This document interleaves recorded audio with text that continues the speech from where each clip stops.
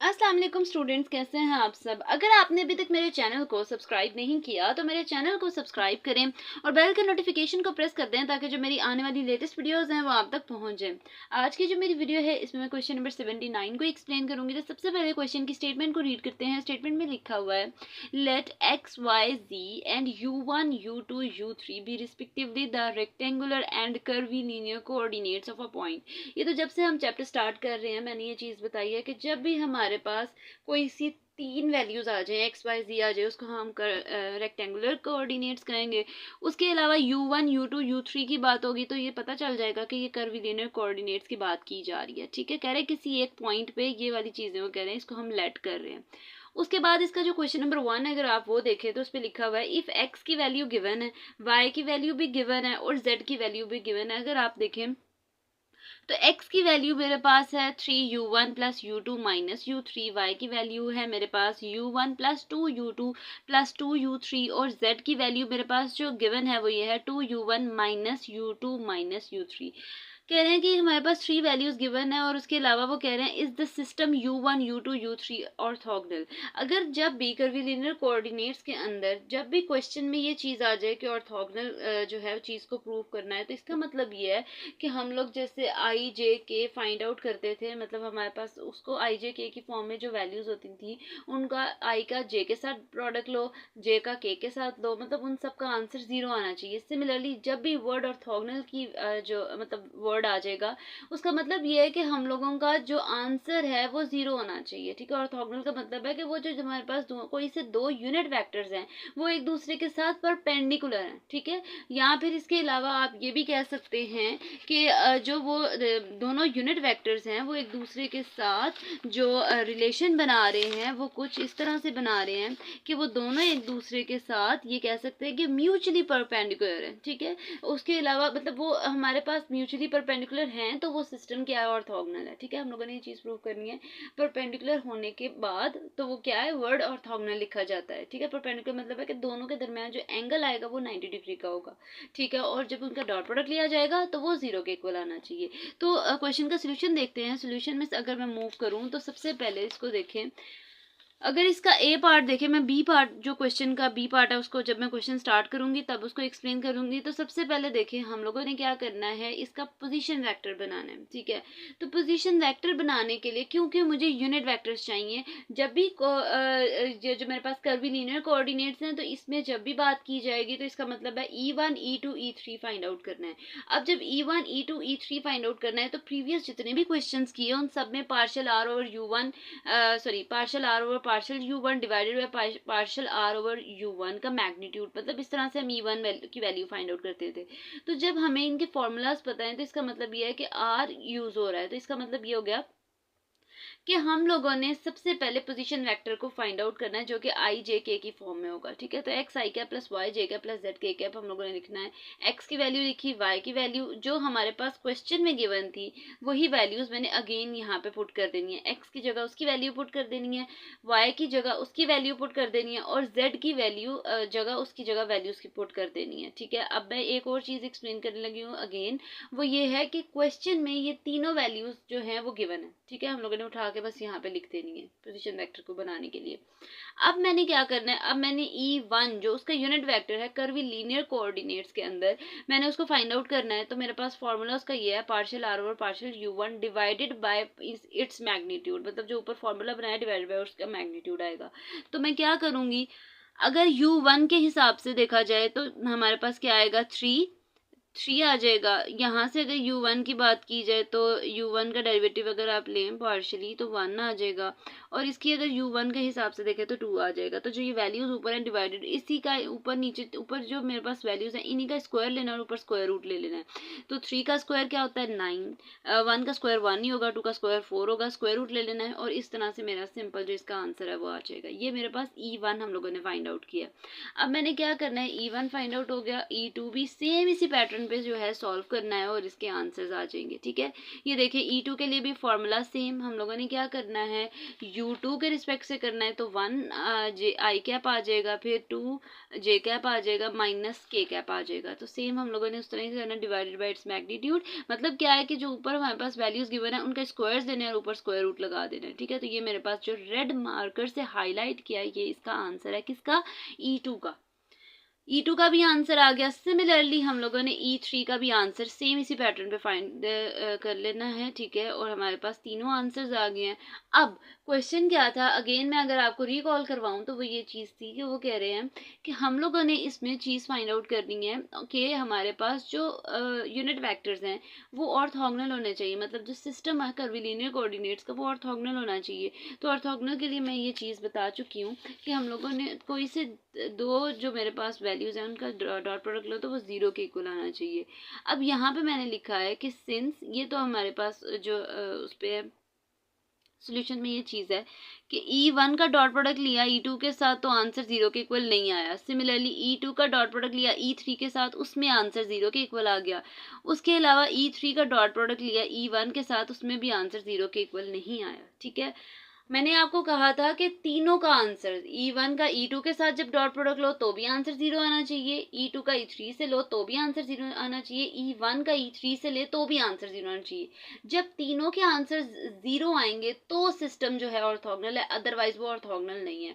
तो यहाँ पे मेरे पास एक का आंसर 0 आया है, बाकी दो का आंसर 0 नहीं आया। तो मैंने आगे क्या लिख दिया है, so the system is not orthogonal, कि मेरे पास जो सिस्टम है वो एक दूसरे से ऑर्थोगोनल नहीं है। ठीक है, अब इसके अलावा एक पॉइंट सिर्फ समझाने के लिए, ये जो है थोड़ा सा फर्स्ट वाले को जो मैंने एक्सप्लेन किया है, तो वो देखें किस तरह से इसका आंसर जो मेरे पास 0 के इक्वल नहीं आता। मैंने ये अंडरस्टैंडिंग के लिए यहाँ पे लिख दिया है हाईलाइट करके कि ये हम लोगों ने सिर्फ समझाने के लिए ये चीज़ बता रही हूँ कि अगर E1 और E2 की दो वैल्यूज़ है, दोनों को मल्टीप्लाई करें तो ये दोनों वैल्यूज़ बाहर ही मल्टीप्लाई हो जाएंगी, और I का I के साथ डॉट प्रोडक्ट लें तो 3 मल्टीप्लाई बाय 1 आ जाएगा, प्लस जे को जे से मल्टीप्लाई करें तो जे के साथ कोई नंबर नहीं है, जिसके साथ कोई नंबर नहीं होता उसके साथ 1 होता है, तो 1 को मल्टीप्लाई करें 2 के साथ, ये आ गया, और इसको इसके साथ मल्टीप्लाई कर दें तो मेरे पास कुछ इस तरह से आंसर आए। सिंपल अंदर मल्टीप्लिकेशन की है, यहाँ पे +2 है, अंदर -2 है, तो +2 को -2 के साथ अगर आप कटिंग करें तो मेरे पास कुछ इस तरह से वैल्यू आ जाएगी, ऊपर 3 बचेगा, नीचे मेरे पास ये दो वैल्यूज बनी है, उनको अंदर मल्टीप्लाई कर देंगे, स्क्वायर रूट 84 आ गया। अगर इसका आप लोगों ने जो स्क्वायर रूट का एलसीएम लेना है, एलसीएम भी ले सकते हैं, लेकिन हम लोगों ने सिर्फ ये चीज़ प्रूव करनी थी कि इसका आंसर 0 के इक्वल नहीं आता। तो ये देखें वो चीज़ प्रूव हो गया कि आंसर 0 नहीं आ रहा। ठीक है, ये सिर्फ समझाने के लिए मैंने एक जो डॉट प्रोडक्ट है वो लेके बता दी है, बाकी आपकी मर्जी है, अगर आप लोगों ने डॉट प्रोडक्ट लेना है तो लेके आप चेक कर लें कि आंसर यही आते हैं या नहीं आते। ठीक है, ये तो था इसका ए पार्ट। अब मैं मूव कर रही हूँ इसके बी पार्ट पे। बी पार्ट की अगर आप स्टेटमेंट देखें तो वो लिखा हुआ है उसमें, बी पार्ट में अगर आप देखें तो क्या लिखा हुआ है, क्वेश्चन की स्टेटमेंट मैं ये बता रही हूँ।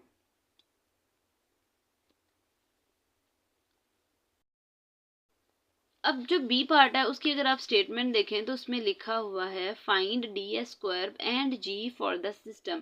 अब हम लोगों ने ds² को फाइंड आउट करना है उसी सिस्टम के लिए, जो कर्विलिनियर कोऑर्डिनेट्स का मेरे पास सिस्टम है वो कह रहे हैं उसी पे हम लोगों ने एक तो ये फाइंड आउट करना है, उसके अलावा स्मॉल g की वैल्यू को फाइंड आउट करना है। तो हम कैसे फाइंड आउट करेंगे, सबसे पहले जो है इसका बी पार्ट आप यहाँ से स्टार्ट किया गया है। सबसे पहले मुझे इतना पता होना चाहिए कि मेरे पास ds² का फॉर्मूला क्या है। ठीक है, तो सबसे पहले मैं क्या करूँगी, ds² मुझे पता है कि ये हम लोग प्रीवियस भी क्वेश्चन करते रहे हैं, ds² is equal to dx का square plus dy² plus dz² का जो मेरे पास वैल्यूज़ हैं। ठीक है, इस तरह से आएगा फॉर्मूला। अब मैंने क्या करना है, मैंने इसको डिफ्रेंशिएट करना है, मतलब इसका डिफरेंशियल लेना है। तो डिफरेंशियल में कुछ भी चेंजिंग्स नहीं आएंगी, सिर्फ u1 है ना, अगर पोजीशन वेक्टर में ये देखें मेरे पास ये वैल्यूज़ है xyz की, तो अगर मैं dx लूँगी तो du1 हो जाएगा, du2 हो जाएगा, du3 हो जाएगा, बाकी कुछ चेंज नहीं होगा। यहाँ पे अगर इसका डिफरेंशियल लेना है dy is equal to du1 plus 2du2 plus 2du3।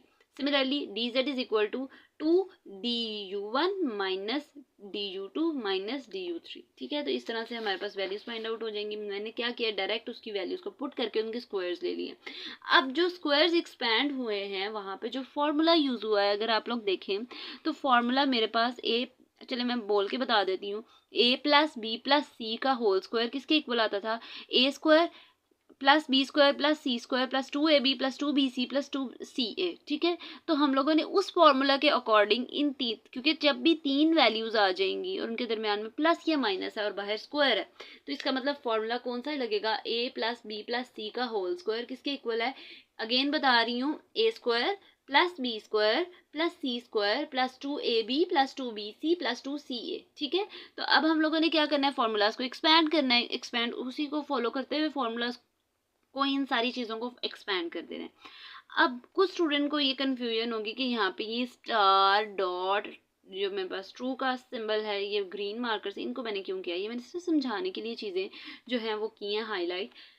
अब मैंने क्या करना है, मैंने देखना है कि du1 कितने टाइम्स आ रहा है, ठीक है, उनको सम अप कर देना है। तो ये जो रेड स्टार है ये du1 है, ठीक है। फिर मैंने रेड जो टिक लगाए हुए हैं वो अगर आप देखें तो ये du2 है, इनका सम करें अगर, तो अगर चलें पहले इसका कर देते हैं, 9 + 1 10, 10 + 4 14 हो गया।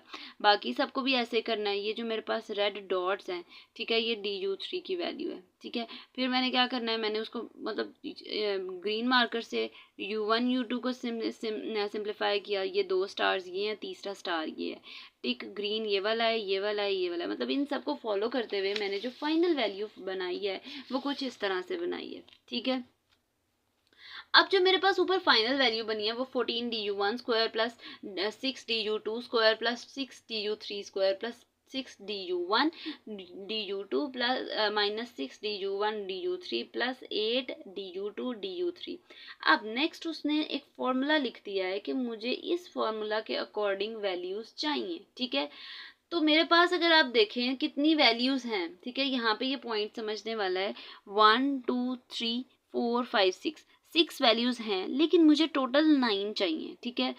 अब कुछ स्टूडेंट्स को ये प्रॉब्लम होगा, यहाँ पे जो वैल्यू है वो है 6 du1 du2, लेकिन वो कह रहे हैं कि अगर फॉर्मूले के अकॉर्डिंग देखा जाए तो हमने क्या करना है, एक तो 6 du1 du2 है ना, तो हम इसको इस तरह से लिख सकते हैं कि नेक्स्ट वैल्यू बने du2 du1, ठीक है।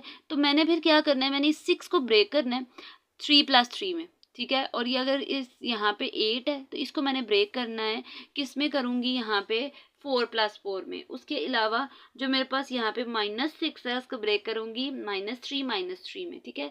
ये इसका फाइनल फार्मूला है। अब मैंने इस फार्मूले के अकॉर्डिंग मैंने इसको ब्रेक करना है, ठीक है।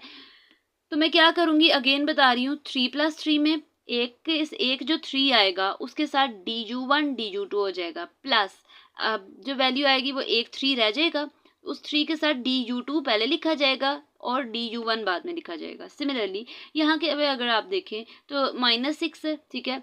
तो -6 के साथ अगर आप देखें मेरे पास क्या आएगा, -3 ब्रेक हो गया। एक दफ़ा -3 के साथ du1 du3 आएगा, फिर एक दफ़ा -3 के साथ du3 पहले आ जाएगा, du1 बाद में आ जाएगा, क्योंकि हम लोगों ने इस फॉर्मूले के अकॉर्डिंग ये सारी वैल्यूज़ बनानी है। अब जब फॉर्मूले के अकॉर्डिंग मेरे पास वैल्यूज़ बन गई हैं तो स्मॉल जी का फॉर्मूला मैं अगर आपको बताऊं तो मेरे पास स्मॉल जी का फॉर्मूला है g11 g12 g13, ठीक है। तो ये देखें, du1 के साथ जो वैल्यू है वो g11 है, du2 के साथ जो वैल्यू है g22 है, और du3 के साथ जो वैल्यू है g33 है। सिमिलरली बाकी वैल्यूज़ भी इस तरह से हैं। अगर d2 पहले आएगा तो 2 1 आ जाएगा, अगर 1 पहले है तो 1 2 आ जाएगा। सिमिलरली बाकी वैल्यूज़ भी इस तरह से ही बनेंगी। फिर मैंने क्या करना है, जी का फॉर्मूला लगाना है, और अकॉर्डिंग टू दिस फॉर्मूला मेरे पास जो वैल्यूज़ आई हैं वो g11 की 14 है, बाकी दूसरी की इसकी 6 है, इसकी 6 है, ठीक है। अगर इसको आप देखें, फिर बाकी मैंने ब्रेक करके लिखी हैं, वो भी सारी वैल्यूज़ लिख के डिटर्मिनेंट को एक्सपैंड करना है, ठीक है। उसको एक्सपैंड करने के बाद उसका सोल्यूशन फाइंड आउट करना है। तो कुछ इस तरह से मेरे पास उसका सोल्यूशन आएगा। एक्सपैंड करने के बाद 36 में से माइनस करें 16 तो 20 आता है। 18 + 12 30, 12 + 18 30। मल्टीप्लिकेशन की सिंप्लीफिकेशन करनी है। 280 आ गया, -90 -180 आ गया। तो अगर 80 में से 80 को निकाल दें तो वो तो 0 आ गया। 2 में से माइनस कर दें 100 तो क्या आएगा, 100 ही आ जाएगा। और यही आपका फाइनल आंसर है जो चीज़ प्रूव करनी थी। एक तो हम लोगों ने क्या करना था, बी पार्ट में ds² फाइंड आउट करना था, और जो दूसरी चीज फाइंड आउट करनी थी वो स्मॉल g फाइंड आउट करनी थी। ये थी जी आज की मेरी वीडियो। होपफुली आपको मेरी वीडियो अच्छी लगी होगी। अगर आपको मेरी वीडियो अच्छी लगे तो वीडियो को लाइक करें और सब्सक्राइब करना मत भूलिएगा।